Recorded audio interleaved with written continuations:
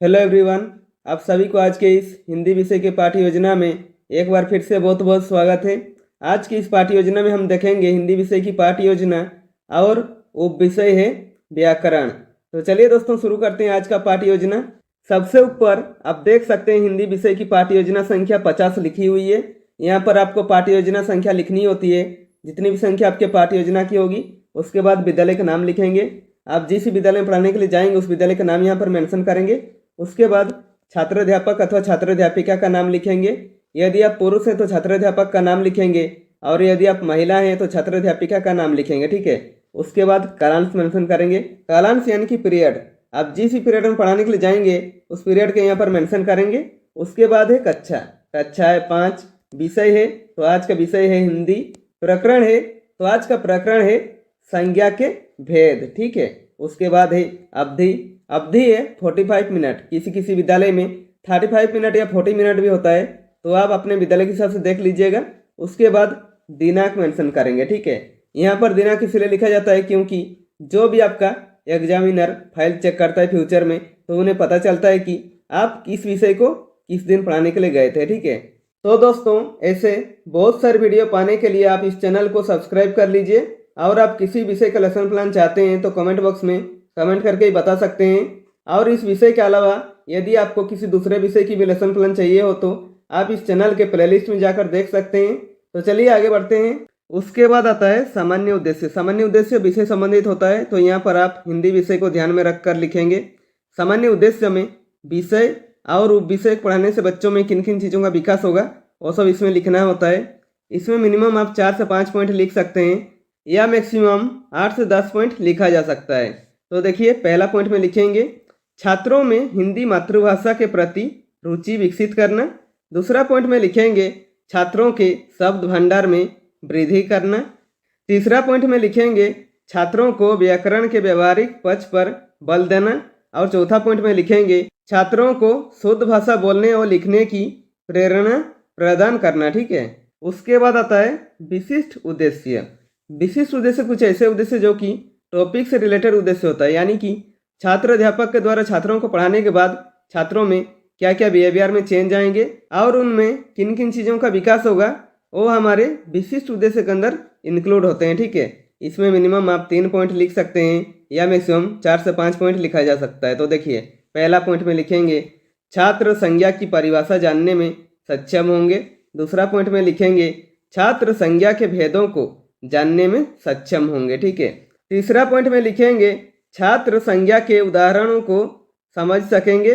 और चौथा पॉइंट में लिखेंगे छात्र शब्दों का सही उपयोग और सही शब्दों का चयन करना सीखेंगे। ठीक है। उसके बाद लिखेंगे शिक्षण विधि यानी कि टीचिंग मेथड। इसमें शिक्षक कौन कौन सा शिक्षण विधि प्रयोग कर पढ़ा रहे हैं वो यहाँ पर मेंशन करना होता है। तो देखिए व्याख्यान विधि, प्रश्नोत्तर विधि और प्रदर्शन विधि इत्यादि। ठीक है। उसके बाद लिखेंगे शिक्षण सहायक सामग्री। इनमें वो सभी सामग्री आते हैं जो शिक्षक पूरे कक्षा यानी पूरे 45 मिनट पढ़ाने के दौरान प्रयोग करता है, जैसे कि देखिए चौक, डस्टर, श्यामपट, संकेतक, चार्ट पेपर इत्यादि। ठीक है। उसके बाद लिखेंगे पूर्व ज्ञान। इसमें क्या लिखा हुआ है देखिए बच्चों को हिंदी व्याकरण की सामान्य जानकारी है। ठीक है। उसके बाद आता है प्रस्तावना। प्रस्तावना प्रश्न किसी पाठ्य योजना का महत्वपूर्ण हेडिंग होता है क्योंकि प्रस्तावना प्रश्न बनाने में सबसे ज़्यादा दिक्कतें आती है। तो प्रस्तावना प्रश्न का फॉर्मेट कैसे होता है देखते हैं। प्रस्तावना प्रश्न का फॉर्मेट 3 कॉलमों से बनता है। पहला कॉलम में लिखेंगे क्रम संख्या, दूसरा कॉलम में लिखेंगे छात्र अध्यापक क्रियाकलाप अथवा छात्र अध्यापिका क्रियाकलाप और तीसरा कॉलम में लिखेंगे छात्र छात्रा क्रियाकलाप। ठीक है। इसमें सभी प्रश्न और उत्तर क्रमबद्ध रूप में होनी चाहिए और पूर्व ज्ञान के आधारित होनी चाहिए। ठीक है। इसमें छात्र अध्यापक के प्रश्न करने पर जो छात्र छात्रा उत्तर देंगे उसी उत्तर से छात्र अध्यापक पुनः एक प्रश्न करेंगे। ठीक है। तो देखिए यहाँ पर आपको और अच्छे से समझ में आएगा। क्रम संख्या में मान लिखेंगे छात्र अध्यापक पहला प्रश्न करते हैं द्रौपदी पंचाल देश के राजा द्रुपद की पुत्री थी। इस वाक्य में द्रौपदी क्या है? तो छात्र छात्रा क्या उत्तर देंगे? छात्र छात्रा उत्तर देंगे व्यक्ति। यहाँ पर देखिए छात्र छात्रा क्या उत्तर दिए? व्यक्ति। अब इस व्यक्ति शब्द को लेकर छात्र अध्यापक पुनः एक प्रश्न करते हैं। ठीक है। तो देखिए छात्र अध्यापक दूसरा प्रश्न करते हैं व्यक्ति कहाँ की रहने वाली थी? तो छात्र छात्रा क्या उत्तर देते हैं? उत्तर देते हैं पंचाल देश की रहने वाली थी। ठीक है, उसके बाद छात्र अध्यापक तीसरा प्रश्न करते हैं, पंचाल देश क्या है? तो छात्र छात्रा क्या उत्तर देते हैं? उत्तर देते हैं एक स्थान है। ठीक है, उसके बाद छात्र अध्यापक चौथा प्रश्न करते हैं, किसी व्यक्ति, वस्तु, स्थान आदि के नाम को क्या कहते हैं? तो छात्र छात्रा क्या उत्तर देते हैं? छात्र छात्रा उत्तर देते हैं संज्ञा। ठीक है, यहाँ पर देखिए हमारा प्रकरण आ गया संज्ञा। ठीक है, उसके बाद उद्देश्य कथन में लिखेंगे, बच्चों आज हम लोग संज्ञा तथा संज्ञा के प्रकारों के बारे विस्तृत अध्ययन करेंगे। ठीक है, उसके बाद आता है प्रस्तुतिकरण। प्रस्तुतिकरण पाठ को हमें सबसे अच्छा बनाना होता है कि जितना भी कंटेंट होता है टॉपिक का वो सब प्रस्तुतिकरण पाठ में रखते हैं। ठीक है, तो देखिए प्रस्तुतिकरण का फॉर्मेट कैसे होता है। प्रस्तुतिकरण का फॉर्मेट 4 कॉलमों से बनता है। पहला कॉलम में लिखेंगे शिक्षण बिंदु यानी कि टीचिंग पॉइंट, इसमें हम कौन कौन से पॉइंट कवर करेंगे वो सब लिखेंगे। दूसरा कॉलम में लिखेंगे छात्र अध्यापक क्रियाकलाप अथवा छात्र अध्यापिका क्रियाकलाप यानी कि पुपिल टीचर एक्टिविटी, इसमें क्लासरूम में टीचर क्या क्या एक्टिविटी कर रहे हैं वो सब लिखेंगे।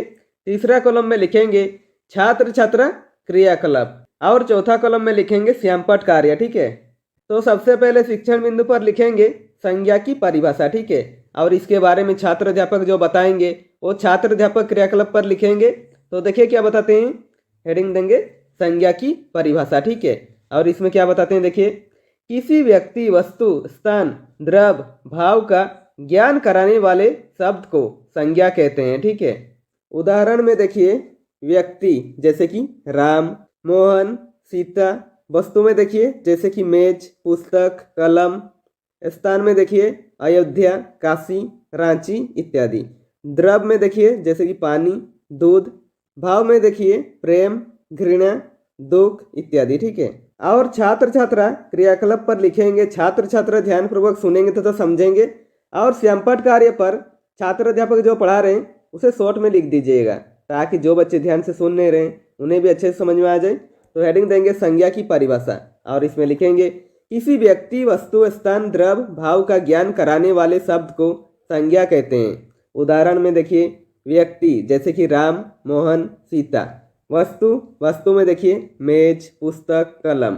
स्थान में देखिए अयोध्या, काशी, रांची इत्यादि। ठीक है, द्रव्य में देखिए पानी, दूध इत्यादि। ठीक है, भाव में देखिए जैसे कि प्रेम, घृणा, दुख इत्यादि। ठीक है, उसके बाद बोधात्मक प्रश्न पूछेंगे। ठीक है, इसमें छात्र अध्यापक बच्चों को जो पढ़ा रहे हैं बच्चों को कितनी समझ में आ रहा है ये जानने के लिए बीच बीच में एक या दो प्रश्न करते हैं। तो देखिए प्रश्न करते हैं संज्ञा की परिभाषा बताइए।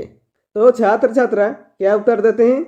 उत्तर देते हैं किसी व्यक्ति, वस्तु, स्थान, द्रव्य, भाव का ज्ञान कराने वाले शब्द को संज्ञा कहते हैं। ठीक है, उसके बाद विकासात्मक प्रश्न पूछेंगे। ठीक है, इसमें छात्र अध्यापक बच्चों को इसके आगे जो पढ़ाएंगे बच्चों को इसके बारे में जानकारी है या नहीं है ये जानने के लिए एक या दो प्रश्न करते हैं। ठीक है, तो देखिए प्रश्न करते हैं संज्ञा कितने प्रकार के होते हैं। ठीक है, तो छात्र छात्रा क्या उत्तर देते हैं?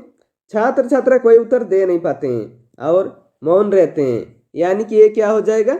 समस्यात्मक प्रश्न हो जाएगा। ठीक है, इसका उत्तर छात्र नहीं दे पाएंगे तो कक्षा शिक्षक यानी आपका कर्तव्य है कि आप उस चीज को अच्छे से समझाएं बच्चों को। उसके बाद शिक्षण बिंदु पर लिखेंगे संज्ञा के प्रकार और इसके बारे में छात्र अध्यापक जो बताएंगे वो छात्र अध्यापक क्रियाकलाप पर लिखेंगे। तो देखिए क्या बताते हैं, संज्ञा 5 प्रकार के होते हैं।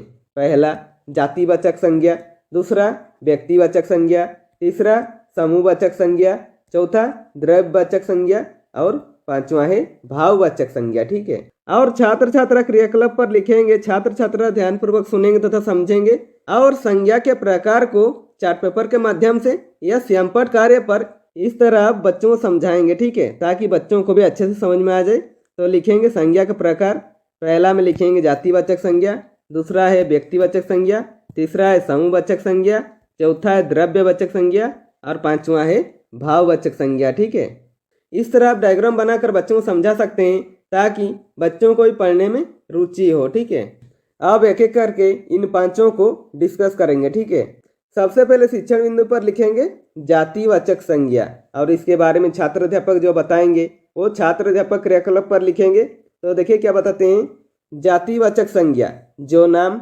किसी एक विशेष व्यक्ति, स्थान या वस्तु का वध न कराकर उसकी पूरी जाति का बोध कराए, जातिवाचक संज्ञा कहलाते हैं। ठीक है, जैसे कि देखिए महिला, महिला पूरा महिला जाति का बोध करा रहा है। ठीक है, पुरुष, नदी, घोड़ा आदि। ठीक है, और छात्र छात्रा क्रियाकलाप पर लिखेंगे। छात्र छात्रा ध्यानपूर्वक सुनेंगे तथा समझेंगे, और श्यामपट कार्य पर छात्र अध्यापक जो पढ़ा रहे हैं उसे शॉर्ट में लिख दीजिएगा, ताकि जो बच्चे ध्यान से सुन नहीं रहे उन्हें भी अच्छे से समझ में आ जाए। ठीक है, तो हेडिंग देंगे जातिवाचक संज्ञा।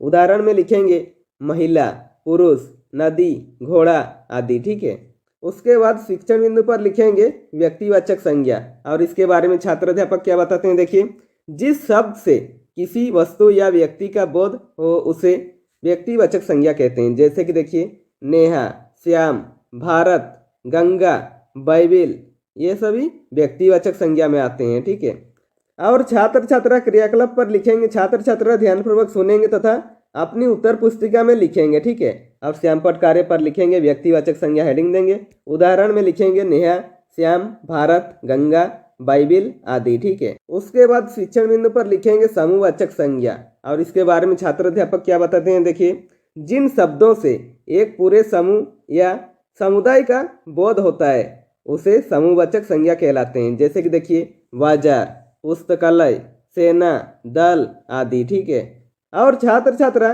क्रियाकलाप पर लिखेंगे। छात्र छात्रा ध्यानपूर्वक सुनेंगे तथा अपनी उत्तर पुस्तिका में लिखेंगे, और श्यामपट कार्य पर हेडिंग देंगे समूहवाचक संज्ञा, और उदाहरण में लिखेंगे बाजार, पुस्तकालय, सेना, दल आदि। ठीक है, उसके बाद शिक्षण बिंदु पर लिखेंगे द्रव्यवाचक संज्ञा। ठीक है, और इसके बारे में छात्र अध्यापक क्या बताते हैं। देखिए, जिस संज्ञा से नाप तोल वाली वस्तु का बोध होता है उसे द्रव्यवाचक संज्ञा कहते हैं।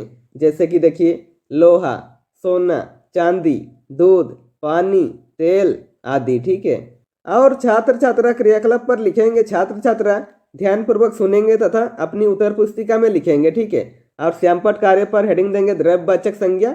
उदाहरण में लिखेंगे लोहा, सोना, चांदी, दूध, पानी, तेल आदि। ठीक है, उसके बाद शिक्षण बिंदु पर लिखेंगे भाववाचक संज्ञा, और इसके बारे में छात्र अध्यापक क्या बताते हैं। देखिए, जो शब्द किसी भाव, गुण, दशा, अवस्था आदि के नामों का बोध कराए उन्हें भाववाचक संज्ञा कहते हैं। ठीक है, जैसे कि देखिए प्रेम, घृणा, सत्य, झूठ, सुख, दुख, करुणा आदि। ठीक है, और छात्र छात्रा क्रियाकलाप पर लिखेंगे। छात्र छात्रा ध्यानपूर्वक सुनेंगे तथा अपनी उत्तर पुस्तिका में लिखेंगे। ठीक है, और श्यामपट कार्य पर हेडिंग देंगे भाववाचक संज्ञा। उदाहरण में लिखेंगे प्रेम, घृणा, सत्य, झूठ, सुख, दुख, करुणा आदि। ठीक है, उसके बाद बोधात्मक प्रश्न पूछेंगे। ठीक है, इसमें छात्र अध्यापक बच्चों को जो पढ़ा रहे हैं बच्चों को कितनी समझ में आ रहा है ये जानने के लिए बीच बीच में एक या दो प्रश्न करते हैं। तो देखिए पहला प्रश्न करते हैं, जातिवाचक संज्ञा के 2 उदाहरण दीजिए। ठीक है, तो छात्र छात्रा क्या उत्तर देते हैं। उत्तर देते हैं महिला, नदी आदि। ठीक है, देखिए महिला जो है महिला जाति का बोध कर रहा है। ठीक है, और नदी जो है नदी जाति का बोध कर रहा है। ठीक है, उसके बाद छात्र अध्यापक दूसरा प्रश्न करते हैं, द्रव्यवाचक संज्ञा के उदाहरण दीजिए। ठीक है, तो छात्र छात्रा क्या उत्तर देते हैं। देखिए उत्तर देते हैं सोना, दूध आदि। ठीक है, यहाँ पर हमारा प्रस्तुतिकरण समाप्त होता है। ठीक है, उसके बाद आता है पुनरावृत्ति। इसमें छात्र अध्यापक बच्चों जो पढ़ाए इसे पुनः रिक्रिएशन करते हैं। ठीक है, तो देखिए संज्ञा की परिभाषा लिखेंगे, किसी व्यक्ति, वस्तु, स्थान, द्रव्य, भाव का ज्ञान कराने वाले शब्द को संज्ञा कहते हैं। ठीक है, उसके बाद लिखेंगे संज्ञा 5 प्रकार के होते हैं। पहला जातिवाचक संज्ञा, दूसरा व्यक्तिवाचक संज्ञा, तीसरा समूहवाचक संज्ञा, चौथा है द्रव्यवाचक संज्ञा और पांचवा है भाववाचक संज्ञा। ठीक है, उसके बाद आता है मूल्यांकन। मूल्यांकन शिक्षक केंद्रित होता है, यानी कि शिक्षक अपना तथा छात्रों का भी साथ में मूल्यांकन करते हैं कि जो उन्होंने 45 मिनट का क्लास लिया बच्चों को कितनी अच्छी तरीके से समझ में आया ये जानने के लिए इसमें मिनिमम 1 या 2 प्रश्न करते हैं या मैक्सिमम 3 से 4 प्रश्न कर सकते हैं। तो देखिए पहला प्रश्न करते हैं, संज्ञा किसे कहते हैं। दूसरा प्रश्न करते हैं, संज्ञा कितने प्रकार के होते हैं। और तीसरा प्रश्न करते हैं, भाववाचक संज्ञा किसे कहते हैं। ठीक है, उसके बाद आता है गृह कार्य। गृह कार्य पे ऐसे प्रश्न बनाइए कि बच्चों को घर पे जाकर वो चैप्टर अभ्यास करने का मौका मिले और हमें भी पता चल सके कि बच्चे क्या पढ़ रहे हैं, क्या सीख रहे हैं, और अभ्यास के बाद उन्हें क्या डाउट आ रहा है वह अभ्यास के बाद ही पता चलेगा। इसमें भी मिनिमम 1 या 2 प्रश्न करेंगे या मैक्सिमम 3 से 4 प्रश्न कर सकते हैं। तो देखिए, पहला प्रश्न करते हैं, संज्ञा की परिभाषा दीजिए। दूसरा प्रश्न करते हैं, संज्ञा के प्रकार उदाहरण सहित लिख कर लाएं। ठीक है, तो दोस्तों इसी के साथ हमारा आज का लेसन प्लान कंप्लीट होता है। यदि वीडियो पसंद आए तो लाइक कीजिए और ऐसे ही बेहतर वीडियो पाने के लिए आप इस चैनल को सब्सक्राइब कर दीजिए और बेल आइकन को दबा दीजिए ताकि मेरे सारे वीडियो आप तक पहुंचती रहेगी। और हो सके कैसी लगी वीडियो कमेंट बॉक्स में कमेंट करके ही बता सकते हैं।